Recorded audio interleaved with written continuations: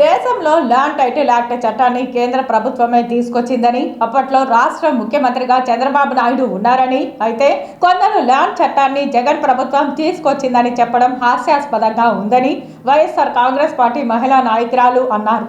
Tirupati press క్లబ్లో ఆమె media సమావేశంలో ప్రసంగించారు. వాళ్ళు కూర్చొని మాట్లాడేటప్పుడు అసలు ఒక కేంద్ర ప్రభుత్వం తెచ్చిన చట్టాన్ని, అది ఇక్కడ మన రాష్ట్రంలోనే కాదు అన్ని రాష్ట్రాలకు వర్తించే విధంగా కేంద్ర ప్రభుత్వం ఆ చట్టం తీసుకొచ్చింది.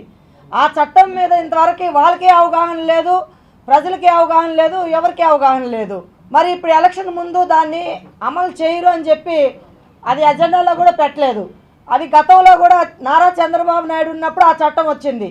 మనకి ఈ మఠం భూములన్నీ కూడా అప్పుడు కొట్టేస్తామని చెప్పి ఎలక్షన్ తర్వాత ఒకలాగా మాట్లాడతాడు, ఎలక్షన్ వచ్చిన తర్వాత అది ఆ జీవోని ఎత్తేస్తున్నాను, లేదు ఇదంతా ఊరికే ఇదంతా మాట్లాడినామని చెప్పి మళ్ళా మాట్లాడతారు. చంద్రబాబు నాయుడు గారికి నోటికి అదుపు లేకుండా చెప్పే అబద్ధాలే 100 సార్లు చెప్పుతూ అధికారమే ప్రధాన ధ్యేయంగా ప్రధాన అజెండాగా మనం చూసాం. వాళ్ళ ప్రెస్ మీటింగ్లో వాళ్ళ అజెండా ఒక రిలీజ్ చేస్తూ ఉంటే వాళ్ళు అజెండాని పక్కన కేంద్ర ప్రభుత్వం తరపున బీజేపీ వాళ్ళు కనీసం ఆ ఎజెండాను కూడా ఎడం చేత్తో కూడా దాఖలా వాళ్ళు మాకొద్దు అని చెప్పి పక్కన తీయేస్తారు.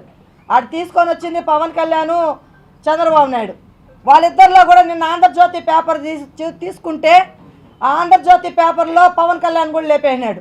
ఇప్పుడు ఒకే చంద్రబాబు నాయుడు ఆయనకి అధికారం కోసం వాళ్ళిద్దరిని నామకీయ వాస్తే కూరలో కరింపాకులాగా వాళ్ళిద్దరిని వాడుకుంటున్నాడు. అవసరం తీరిపోతే ఎలక్షన్ ముందే వాళ్ళిద్దరిని ఎత్తి పక్కన తోయేస్తారు.